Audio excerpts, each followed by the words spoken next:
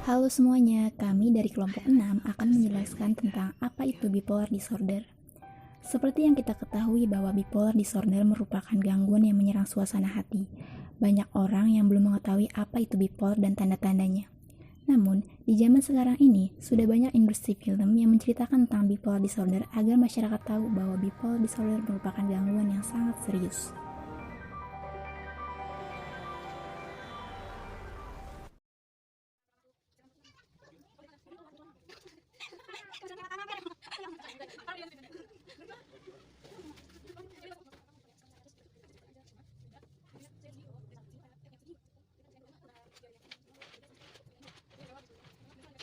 Saya mau cerita. Jadi tadi pagi itu saya habis ke rumah teman, terus teman tuh pagi tuh biasa-biasa aja kan, senang-senang gitu tuh. Tiba-tiba dia tuh murung gitu tuh tanpa tahu sebabnya apa. Kayak murungnya tuh kayak murung banget. Setiap ditanya gak jawab apa gitu. Kenapa ya? Jadi dia awalnya bahagia, baik-baik aja lah gitu kan, Iya. kelihatan senang-senang aja gitu. Tapi tiba-tiba dia kayak iya murung gitu, kayak ada beban apa gitu ya nggak? Iya. Kalau menurut saya sih itu kayaknya penyakit mental bipolar namanya. Jadi Bipolar itu apaan? ya, jadi bipolar itu sebuah gangguan mental yang menyerang psikis seseorang, yang menyerang psikis seseorang, yang mengakibatkan suasana hati seseorang itu berubah drastis berupa mania dan depresi. Jadi mania itu kebahagiaan dan depresi itu kesedihan. Biasanya seseorang yang kena bipolar ini ya sama aja kayak tadi yang kamu jelasin, kayak temen kamu itu awalnya dia senang bahagia biasa, masih main senang-senang sama kita, tiba-tiba dia diem, kayak murung, ditanya juga dia diem aja, kayak kita tuh ngeliatnya ini orang kenapa gitu kan. Kayak depresi gitu kan kelihatannya. Terus biasanya orang-orang yang terkena bipolar itu kalau misalkan dia terkena mania itu kan kebahagiaan. Iya. Jadi gejalanya tuh dia seneng banget gitu, bahagia banget. Kan kalau kita bahagia tuh kayak yang sekedarnya aja gitu kan, tapi ini mah benar-benar dia ceria banget, bahagia banget, pokoknya kemana-mana juga dia kayak seneng gitu kan. Terus dia juga punya rasa percaya diri yang tinggi. Terus dia dia merasa kalau dia itu yang paling benar gitu. Oh. Iya. Terus ada lagi yang namanya depresi. Gejala-gejalanya tuh kayak tadi. Depresi kan kesedihan ya. Pasti orang yang kena depresi tuh lebih terlihat murung, sedih. Kelihatannya tuh nggak bergairah gitu nggak sih kalau orang yang depresi tuh. Terus dia juga orangnya pesimis gitu tuh. Pokoknya orang yang down itu kayak bener-bener udah nggak mau ngapa-ngapain gitu. Iya. Terus tapi harus biasanya ada nih selain bipolar, orang-orang tuh banyak pahamnya tuh bipolar sama yang namanya mood swing. Tahu mood swing? Enggak. Jadi bipolar sama mood swing ini hampir sama sebenarnya, yaitu perubahan suasana hati. Cuman di sini letak bedanya tuh kalau mood swing tuh kita tiba-tiba sekarang kita senang, terus tiba-tiba kita sedih. Tapi kalau mood swing tuh dalam waktu yang sebentar aja dan nggak ngeganggu keseharian kita. Nggak mengganggu aktivitas berarti ya? Nggak sama sekali. Kita sedih ya, kita masih bisa menjalani aktivitas kita gitu kan. Beda sama bipolar. Kalau bipolar itu dia nggak mau ngapa-ngapain, dia sedih, terus segala aktivitas dia sehari-hari itu pasti terganggu. Dia nggak ngelakuin aktivitas sehari-hari dia seperti sebelumnya gitu kan. Jadi dia bener-bener kayak yang depresi itu, dia aja gitu.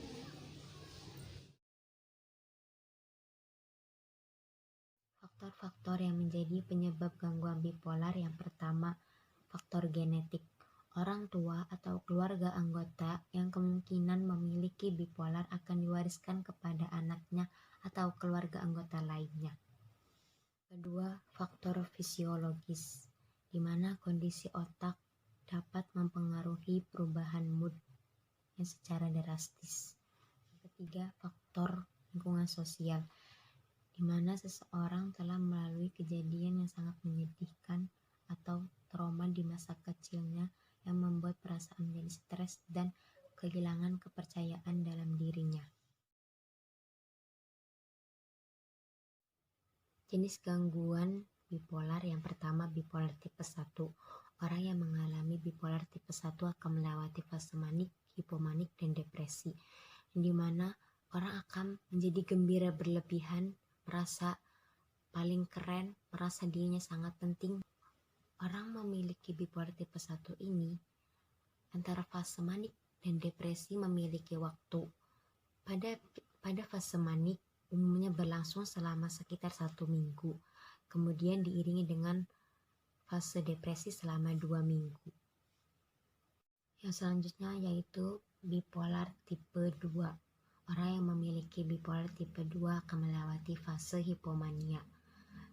Hipomania adalah bentuk dari fase mania yang tidak terlalu ekstrim sehingga perubahan suasana hati yang tidak terlalu kentara atau tidak terlalu kelihatan.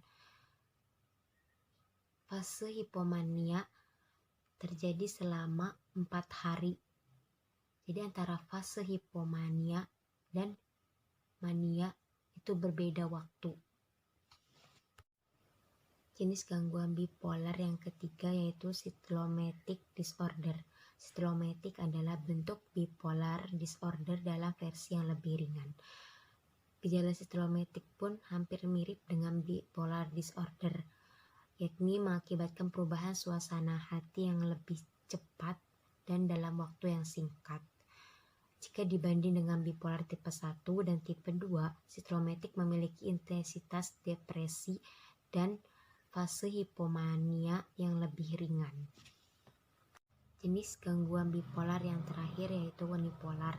Unipolar termasuk dalam satu di antara beberapa jenis gangguan bipolar yang tampak ketika pengidapnya mengalami berbagai perubahan mood dalam kurun waktu 12 bulan. Seseorang bisa dikatakan unipolar bila periode suasana hati yang dialaminya berlangsung selama beberapa hari. Setelah kita mengetahui apa yang sudah dijelaskan oleh Nur Aini dan Nur Khofifa tentang pengertian, gejala, jenis, dan faktor yang menyebabkan bipolar, nah kali ini saya akan menjelaskan tentang pencegahan dan perawatan bipolar disorder. Jadi perawatan bipolar disorder itu ada 3. Yang pertama adalah psikofarmakologi, yaitu yang mengarah pada mood stabilizer. Jadi psikofarmakologi itu adalah obat-obatan yang diberikan kepada konseli untuk mengatur mood stabilizernya. Nah contohnya itu adalah seperti lithium yang biasa diberikan oleh penderita bipolar disorder. Perawatan yang kedua adalah psikoedukasi. Nah pada perawatan ini terapis tidak hanya memberikan informasi mengenai penyakit, namun juga lebih kepada diskusi atau pembukaan diri. Jadi kita diskusi nih kesulitan apa sih yang biasa dihadapi oleh konseli, juga kekhawatiran apa yang biasanya dihadapi oleh konseli tentang bipolar ini. Jadi pada psikoedukasi ini lebih kepada pembukaan diri tentang kliennya. Dan yang terakhir adalah psikoterapi, terutama CBT. Jadi psikoterapinya itu menggunakan teknik CBT. CBT itu adalah cognitive behavior therapy. Tujuannya adalah untuk memodifikasi tingkah laku konseli ke arah yang lebih positif. Jadi kalau misalnya ada hal-hal yang pemicu stres atau pemicu manik atau depresi, kita arahkan untuk kelebihan positif atau sudut pandang yang lebih positif lagi. Nah, bagaimana ini mencegahnya? Yang pertama, kita bisa melakukan rutin olahraga. Kalau misalnya badan kita sehat, dan kita juga relax, otomatis batin atau psikis kita tuh akan lebih santai. Yang kedua adalah hindari stres, karena penyakit bipolar ini terjadi karena stres yang berlebihan atau tekanan yang berlebihan, tidak bisa disebabkan itu. Kemudian kenali gejala-gejala bipolar. Nah, kalau misalnya nih kita merasakan mood swing ataupun mood yang berantakan, kita bisa mengenali apa ini termasuk bipolar atau bukan. Jadi kalau misalnya kita sudah tahu gejalanya, kita bisa mengkonsultasikan ke psikiater atau psikolog. Selanjutnya adalah hindari alkohol dan obat-obatan karena itu sangat mempengaruhi kesehatan fisik dan psikis kita. Dan yang terakhir adalah jika kita sudah mengidap bipolar, kita harus mengikuti anjuran dokter seperti minum obat sesuai anjuran dokter, kemudian rutin ke psikiater, dan lain sebagainya. Terima kasih.